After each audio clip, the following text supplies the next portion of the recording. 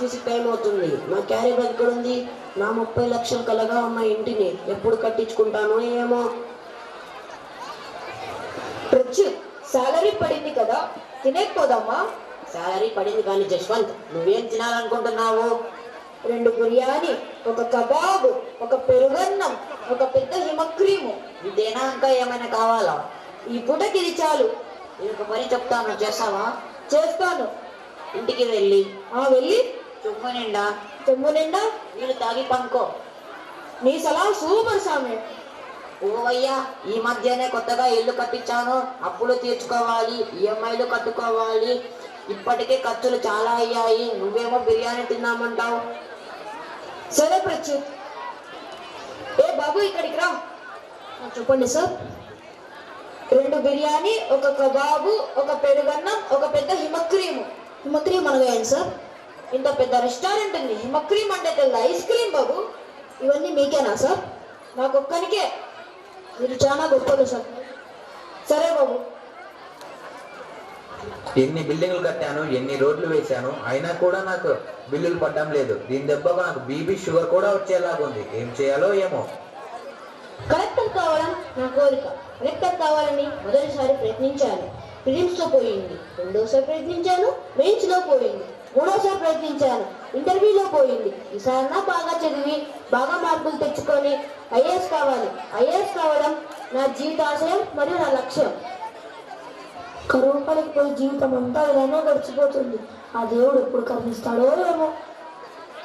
వర్షాలు కురిసినాయి, పంటలు పండినాయి, కానీ గిట్టుబాటు ధర మాత్రం లేదు. పెట్టిన పెట్టుబడి కూడా రాలేదు.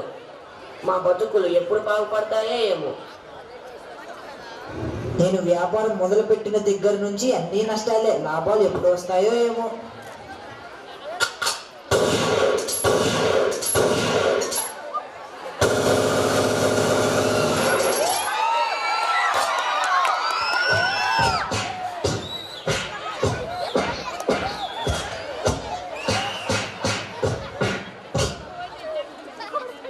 మిత్రమా, ఏమైంది వీళ్ళందరికీ?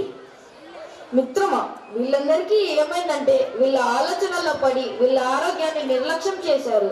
ఇతనేమో ఇల్లని, అతనేమో ఈఎంఐలని, అతనేమో తినాలని, ఇతనికి గిట్టుబాటు ధర రాలేదని, అతనికేమో బిల్లులు పడలేదని, ఆయన ఐఏఎస్ సాధించాలని, ఈయనకు వ్యాపారం జరగాలని, మరొకతను కరువు పని వద్దని అనుకుంటున్నారు. ఇక్కడ వీరిద్దరు అన్న తమ్ములైన ఆస్తి కోసం కొట్టుకుంటున్నారు. ఇదంతా ఒక ఎత్తైతే అది మరో ప్రపంచం, పిచ్చి ప్రపంచం. తమ జీవితాలను సెల్ ఫోన్తో పాడు చేసుకుంటున్నారు. మరి దీనికి ఏమైనా పరిష్కారం ఉందా మిత్రమా? ఇక్కడ చెట్టు కింద ఒక గురువు గారు నిశ్చలంగా ధ్యానం చేసుకుంటున్నారు. ఆ గురువు గారిని వెళ్ళి అడుగుదాము. సరే పదండి మిత్రమా. నమస్కారం గురువు గారు, మీ ధ్యానానికి భంగం కలిగించినందుకు మమ్మల్ని మన్నించండి. వీరందరూ లక్ష్యాల్లో పడి ఆరోగ్యాన్ని నిర్లక్ష్యం చేసుకుంటున్నారు. దీనికి ఏమైనా మార్గం చూపగలరా గురువు గారు?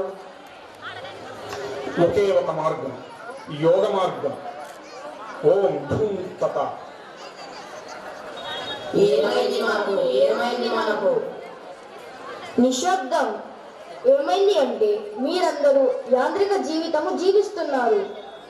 అందులో పడి ఆరోగ్యమును మరియు చిన్న చిన్న సంతోషాలను కోల్పోతున్నారు.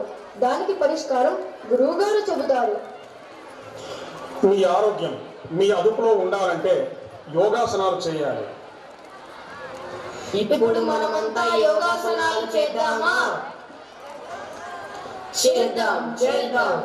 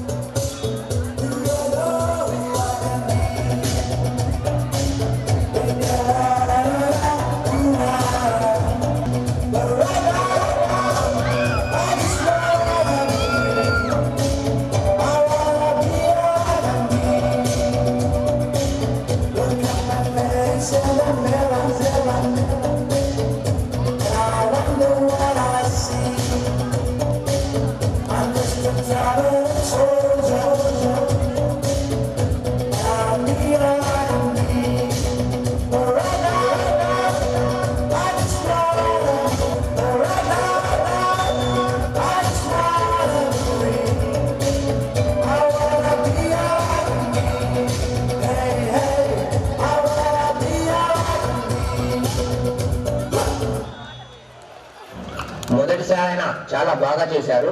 ఇప్పుడు మీకు ఎలాగుంది? దీన్ని బట్టి మీరు ఏం గమనించారు?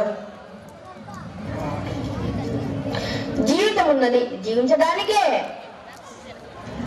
లక్ష్యాలు ఉండాలి కానీ ఆరోగ్యాన్ని నిర్లక్ష్యం చేయరాదు. మనం బ్రతుకుతున్నది మన కుటుంబం కోసమే. జీవించడం సులభమే కానీ ఆ జీవితాన్ని మనమే కష్టపడుతున్నాము. ఎంత సంపాదించినా అందరూ తినేదే తింటాము.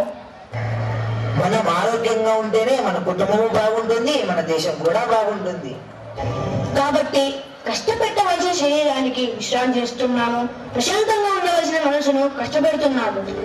ఇక నుంచి శరీరాన్ని కష్టపెడదాము, మనసుకు విశ్రాంతి ఇద్దాము. దురాశ దుఃఖానికి చెట్టు అని తెలుసుకున్నాను గురువు గారు.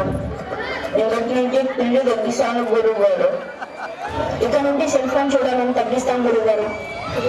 ఇక నుంచి వాలేసు గురువుల్లా కాదు రామ లక్ష్మణుల్లా ఉంటాము గురువు గారు. కోరికలే దుఃఖానికి మూల కారణాలను గ్రహించాను గురువు గారు.